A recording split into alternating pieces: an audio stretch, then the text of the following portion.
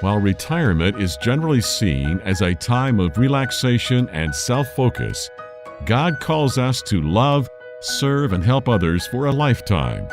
He has been preparing us for this retirement season literally our entire lives. In retirement, countless Christians enter a state of spiritual dormancy, not knowing how they are called to have an impact for God's kingdom. The Retirement Reformation seeks to encourage and empower the 50 million Christians approaching or in retirement to embrace the calling God has been preparing in them. When the world says it's time to stop, you can begin to have your greatest impact. Welcome to iRetire4Him, the mouthpiece of the Retirement Reformation, where our goal is to journey from retirement to reformation so you can say, I retire for Him. Reaching out to the 50 million Christ followers in America who are in retirement or fast approaching retirement, you've tuned into iRetire4Him, the mouthpiece for the Retirement Reformation. I'm your host, Jim Brangenberg, and of course, we'll be joined today by Bruce Bruinsma, the founder of the Retirement Reformation. Please check us out online, retirementreformation.org, retirementreformation.org. And on the App Store, look for us. Retirement Reformation. Download the app, engage with us. We have tons and tons of resources out there to help you really reform your thinking about retirement. And also on Facebook, you can also follow us on Retirement Reformation on Facebook. You know, we start preparing for retirement almost the first day of our working life. If we work for a large company, they make you choose your retirement planning, taking out of your paycheck, the withdrawals right away the first day before you even get your first paycheck. We spend so much time planning for our retirement, whether it's for the money, but also where we're going to live, how we're going to occupy our time, what we'll do on vacations, what will we be near and involved with our kids, our grandkids, or our great-grandkids. So many things to consider. And then with iRetire4Him, we ask you to consider, what does God want me to do with those retirement years? All this planning is great and very necessary, but what happens when your plans unravel? They change, they implode. What do you do then? Well, we're in part 3 of a 4-part series to talk about when your retirement plans unravel. The first one was, why do we plan? And the second one was, when they unravel, how do we react? The third one is, how do we get rest for our mind as we prepare to replan again? Bruce Bruinsma was here from the Retirement Reformation to join us. Bruce, welcome back to iRetire4Him. Jim, it's good to be with you. I'm excited about this series because I think it speaks to the needs and to the reality of so many people. And if we can provide some light for that and a pathway forward, that's what the Retirement Reformation is all about. We've been talking about life when our retirement plans unravel. Once things have fallen apart, what's the best next step to take before we start doing more planning? Well, I think as we talked about in our previous segment, and to expand on that, I think we have to pause. And when we pause, we need to be able to internalize what has unraveled and understand what it is. Secondly, we need to be able to understand what is now true. What is now true? So that, in fact, we're not dealing with a fantasy land or denial of what is true, and as these plans have unraveled for whatever the reason. And in the middle of that it takes tremendous emotional energy. It takes tremendous. You just feel like you're so tired all the time, and it's and during that period there needs to be a time of rejuvenation. Perhaps this is the time when the leisure that we talk about so often in a sense that we need to move beyond it needs to really come into play.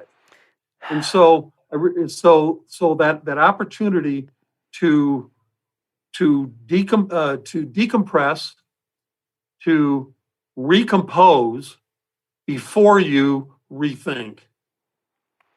So why do you think rest and quiet is so important? I mean, first of all, Whether your life unraveled or not, rest and quiet is something that the Bible talks about all the time, that the people Jesus sought rest and quiet time early in the morning before the day started. Why do you think it's so important that we rest and be quiet when our retirement plans unravel? It's when we are those moments of hopefully calm and peace that we'll be able to not only listen to our heart pounding, but that our mind can come to a point of rest and to then a point where it can be a receptor to God's plan. So, for example, if you're we're going to take some time off, so often on a Saturday, I'll set aside 3 hours just to read, and whatever the book is that God's put in front of me.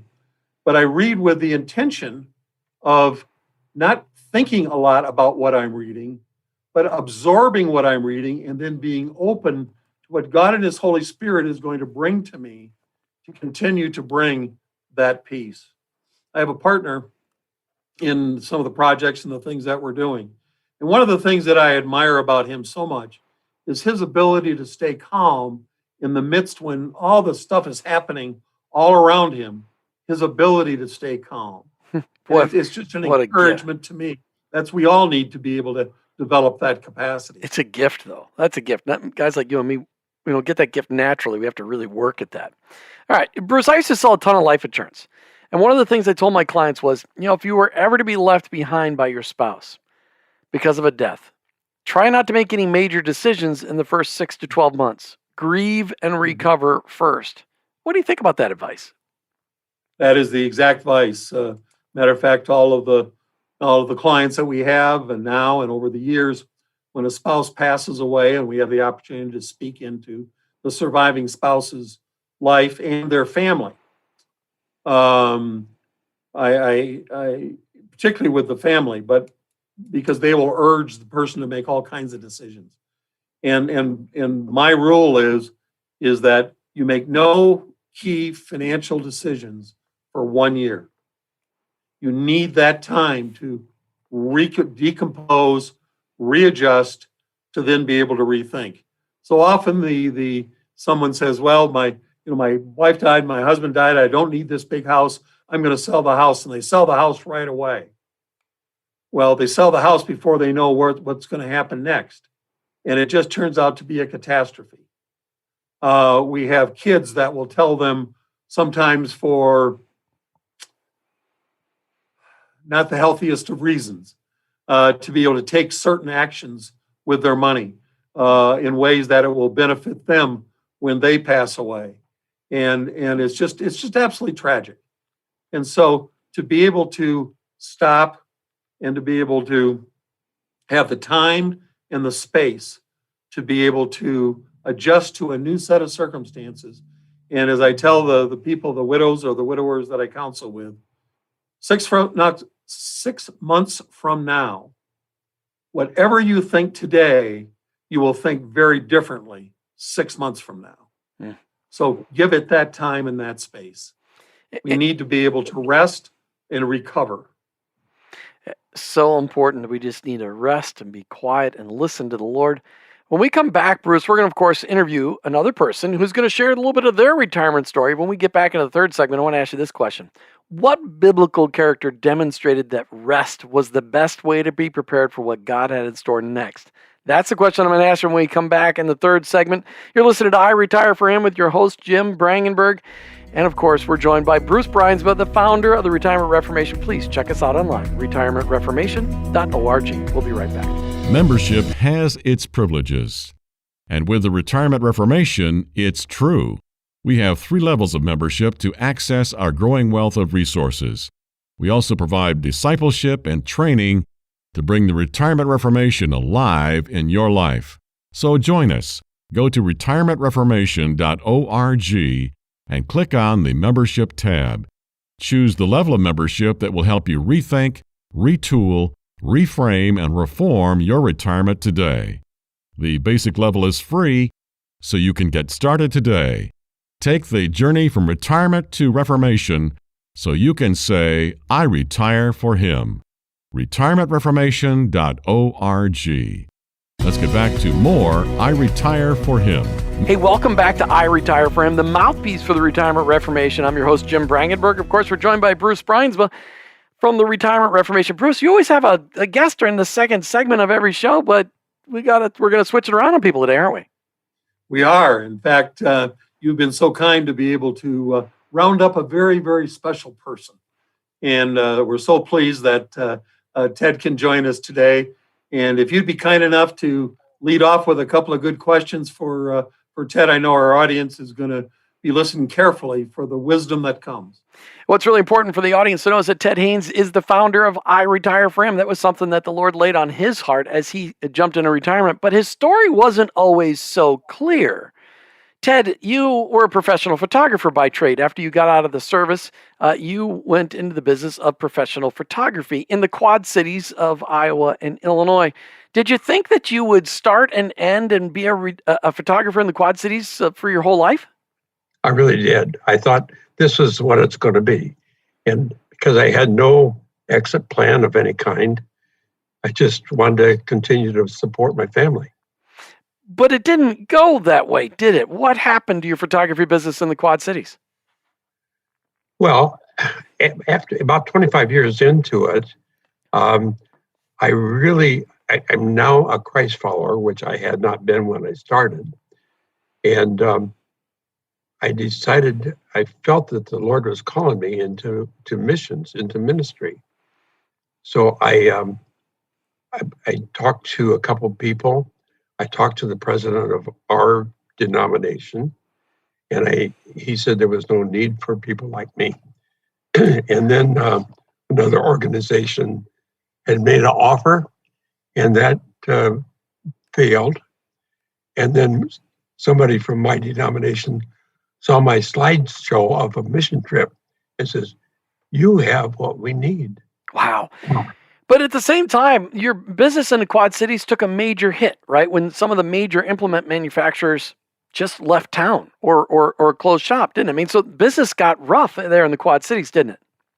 It did. I had friends that worked at Case and International Harvester, and I had a neighbor that said they were striking at the time, and he said, "We'll put International Harvester on their knees." And they really did. They never came back. And Case moved out. There's a bunch of empty buildings right around my hometown. That's a tough one. They proved their point somehow.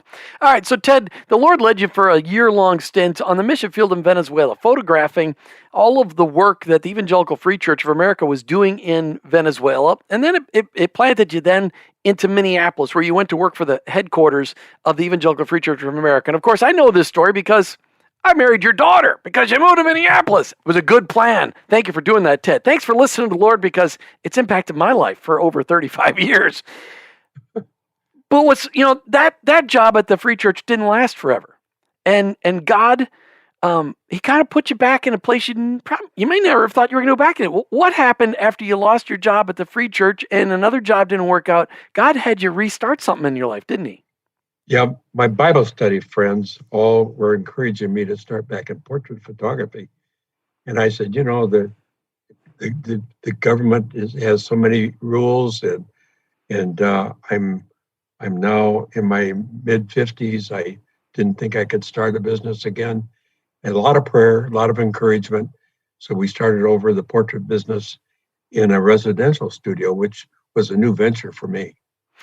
And it went really, really well. It took off like crazy in a town called Burnsville, Minnesota. Things were going great. And then one day in your late 50s, something happened. What happened, Ted? Well, I had a stroke is what happened. I got out of bed and I was disoriented. I pretty much knew that I was having a stroke. And sometimes you do weird things. I took a shower. I came back naked, knelt on my bed, and I said, "Lord, naked I came into the world, and naked I'm ready to go." And I stole that from somebody else.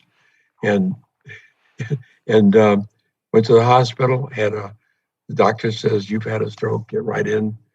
And I wasn't sure that I'd ever come back from that, but I wanted to know what my mind was like, and I asked if I could have a Bible, and I wanted to see if I remembered the Lord's Prayer. I was in a tube, and I'm praying the Lord's Prayer, and I wanted to be sure that I didn't leave anything out. And fortunately, I did not leave anything out. That gave me hope. And it's a long time ago. I mean, my youngest was just a little over a year old, who's about ready to celebrate his 30th birthday. You had that series of, you had the one stroke, they sent you home, then you had some more strokes. And this was a big transition time. I remember shortly after your strokes, your entire house was posted in 3M Post-it notes because your short-term memory was impacted. Yet you were able to go back and do professional photography again, weren't you? I was. The Lord sent a lady into the studio, and she'd seen my work in a restaurant and said, I love the work you're doing. I'd like to volunteer at no cost to you to be trained underneath you and be your helper. And she was a helper. She helped set up things, tear them down. She worked with me with the children, and it helped her skill. She became a very proficient photographer. And so it was a win-win. What's amazing about those years, Ted, is that in that 10-year period where a little over 10-year period, you really prepared yourself for your retirement. I mean, for the financial part of your retirement. But when you finally sold the photography business to a young guy today who was ready to take it into the digital generation, you knew that you weren't done. What's God been doing with you? First of all, when you retired, how old were you? Were you 67 when you finally sold the photography business? Is that what it was? 66. Okay. Yeah, just 66. All right. I don't want to skip by my wife, Elaine. She was a tremendous asset in the studio, and she worked with the babies and the families, and we did extremely well with them. And she even developed her own photographic clothing line, which was an amazing thing as well. So when you retired and sold the photography business, what did you imagine retirement would look like? Well, I knew what I didn't want it to look like. When I was a kid, a neighbor retired from the Rock Island Arsenal, and I saw him every day in his backyard. He was sitting in a chair, drinking a beer. I don't care what time of day or night it was. And I thought, I don't want that.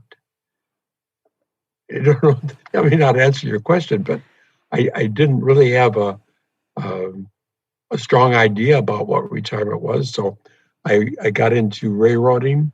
By that, I mean... you were jumping onto trains as they were flying through the town? Yeah, it was it.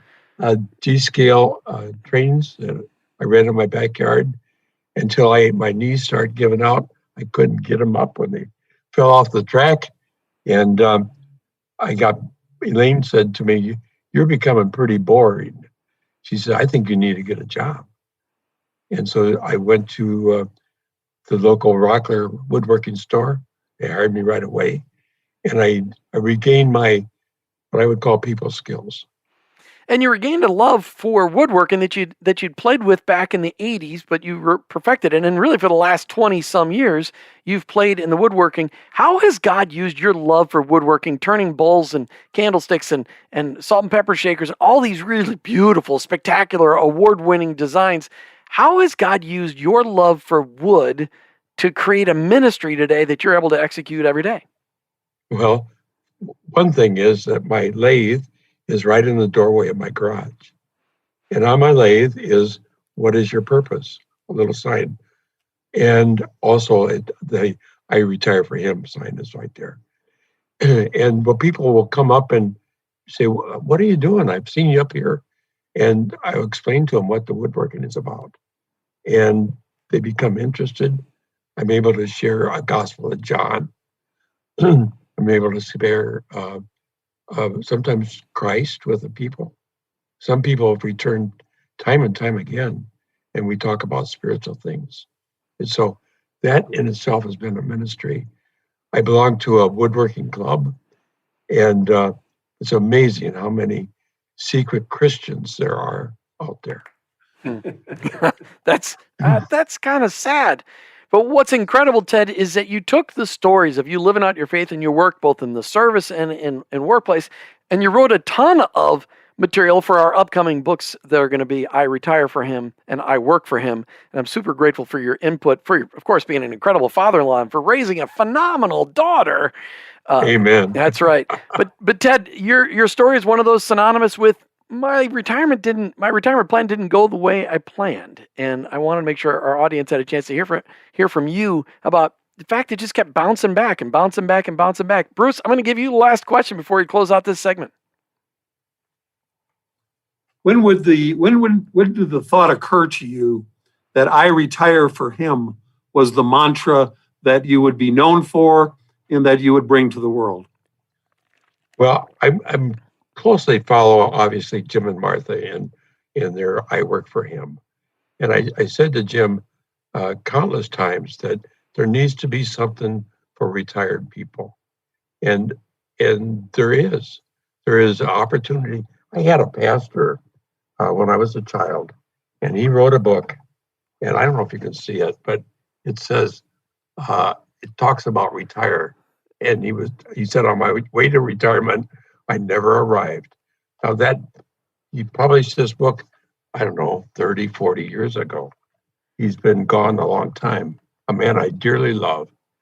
And I realized that he's right. You never retire. You just keep going on. And I figured that if God was through with me, I would not be celebrating my 89th birthday in December. That is true. Yeah. It's absolutely true. Ted Haines. Well, congratulations to you, and thank you for taking the next step always, and that we can say together that I retire for Him. Amen. Thank you, Bruce. Thank you, Jim. Thank you, Ted Haines, for joining us right here on I Retire for Him. We'll be right back with more. The Retirement Reformation website, online at retirementreformation.org, has a growing number of resources designed to help you in what may be the most productive part of your life journey. Let the door open into your last third of life with meaning and purpose, which leads to freedom and joy. Set the loneliness aside and experience the encouragement and support you need through online courses, support groups, books, prayer guides, life direction studies, and webinars, all designed to help find the new direction already planned for you. God does have a plan. Let us help you discover what it is. Make the journey from retirement to reformation so you can say, I retire for Him. Go to retirementreformation.org and check out our resources tab. Now back to more I Retire for Him. Hey, welcome back to I Retire for Him, the mouthpiece for the Retirement Reformation. Bruce, we've been talking about, when your retirement plan just unravels. The first show in this series, it was, we make this plan and we think all these great plans and we plan and we plan and we plan. And then sometimes the second show we talked about when things just fall apart. Sometimes we die before we make it to retirement, or sometimes things just don't go the way we plan. And like Ted just described in the last segment, it's like, yeah, he didn't plan on having a stroke in his late 50s. I mean, nobody plans on having a stroke in their late 50s. But what's amazing is we've talked about during this show is that when things unravel, instead of just planning again and panicking, we just need to rest and be quiet. And I told you before we ended the first segment that I'd ask you this question. What biblical character demonstrated that rest was the best way to be prepared for what God had in store next? I thought about all kinds of different characters and the activities that they had. I thought all the different folks in the Old Testament. I thought of David and Moses and on and on and on and on and on and on. But what I can't shake in the idea in answering that question is the time between Jesus' resurrection and His ascension, and that time. And there was clearly times. The Bible is silent about many of the things that happened, but in my own thinking about what it must have been, in that time when Jesus came to the disciples in that upper room, and in Jerusalem. And then that time period when the next time he shows up is having breakfast on the shore of Galilee with six of the disciples that were out fishing. And there's lots to that story. But having been in both of those locations physically, and particularly in that time with the when he hollered out at Peter, and so you didn't catch anything, did you? And no, we sure didn't. And he tells them to throw the nets out on the other side. Well, Peter jumps out of the boat and comes in to see, oh my goodness, it's Jesus. And one of the things that you often miss with that is there was already fish on the grill. They're already on the fire. Yeah. And so the time between Jerusalem and coming to and appearing to the disciples in Galilee again was a time of separation for Jesus. And I have to believe that it was a critical time of rest and refreshment from all that he had gone through physically in his human nature and his preparation for what was next. And he went fishing. I never even thought about the fact that he went fishing that morning. I never even thought about that fact because it doesn't say anybody else was with him. It says he was on the shore. The fire was there was already fish on the fire, and he went fishing. Somehow, they got there. Now it could have been miraculous, but I suspect it was more that he actually did the fishing and prepared it, and you can visualize that in your head with our own experience. I think that's fantastic. I never ever had even thought about the fact that Jesus went fishing as part of his resting and preparation on Easter morning. Yeah, that's or not Easter morning, but it was a day shortly after that. All right, Bruce, what does rest look like for you? You're a high D supercharger, whatever you want, type A plus plus plus plus plus. What does rest look like for you? Well, one of the blessings that I've received is the ability to not have to do something. The passions that God has given me to be able to move things forward and to be with people and so on. But he has blessed me, and maybe that's the reason why, he's 80 years old here shortly. But the ability to be able to set it aside and to be able to take some time just simply to be with him and to be peaceful and to be quiet and not to feel driven to have to do something at all times. And so that productivity and energy, but balanced with times of rest, times of reflection, times of recharging are just good. One of the things that, I've flown for, I don't know how many millions of miles around the world, and people say, well, how can you stand to be on the airplane all that time? I said, oh, love to be on the airplane because nobody's going to bother me. It's just a time of rest. And so it's when I realized that was true and that was part of what the activities that I was to have and how I could be recharged. Then second is showers are always good. Showers are always good. So when I'm really trying to think about something and I can't figure it out, I've been prayed and I've read and I whatever, I'll go take a shower. And when I come out of that shower, 9 times out of 10, that has coalesced the thinking and the ideas. Now I know what it is that we need to do next. So the combination of just being able to be quiet, be able to turn it off, be on an airplane, and take a shower. There you go. And what's funny is that what was really clear about what you just described is that it's still a battle for you to find rest. Oh, because you're a mover and a shaker. I mean, I sometimes wonder, I think I'm pretty busy. Yeah, Bruce is busier. Bruce is a busy guy. All right. So what do you think the biblical model is for rest and recovering from a deeply emotional event like your retirement coming unglued and unravel? What do you think that biblical model is?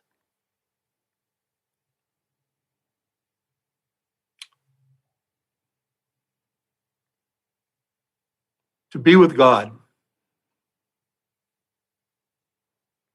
Just simple.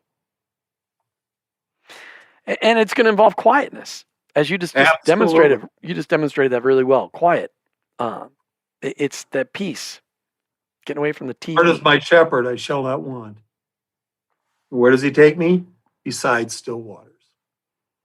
And those still waters are critical.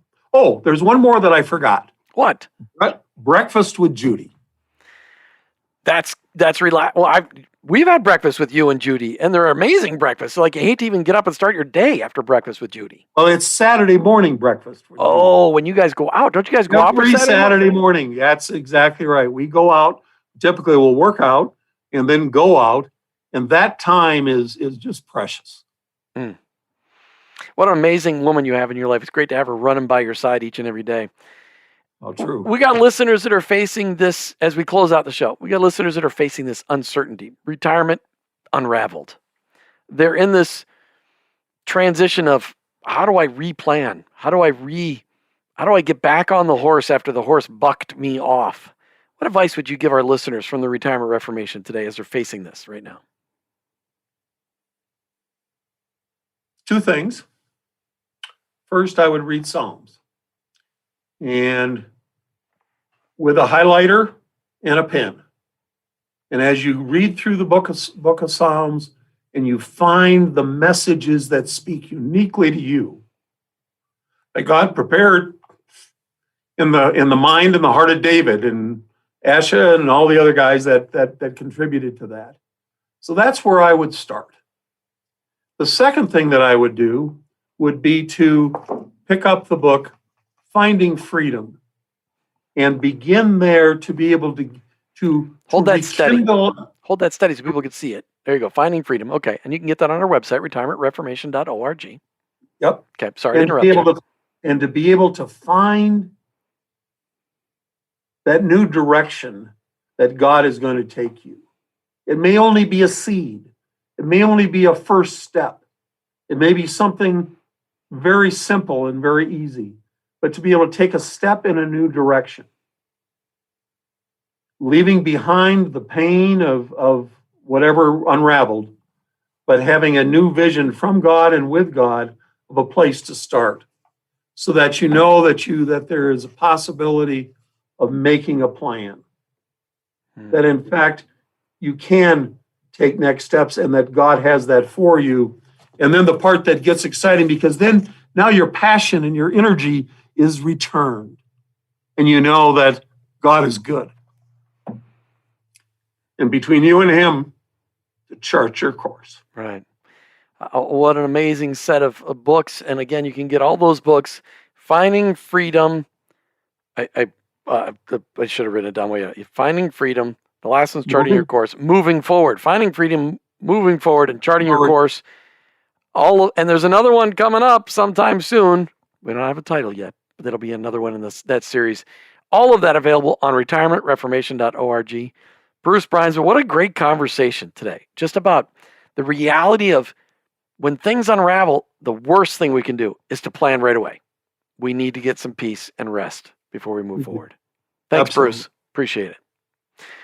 You've been listening to iRetire4Him, the mouthpiece for the Retirement Reformation. I'm your host, Jim Brangenberg, and of course, I'm joined by Bruce Bruinsma, the founder of the Retirement Reformation. We're Christ followers, journeying from retirement to reformation, so we can ultimately say, I retire for him. Retire for him.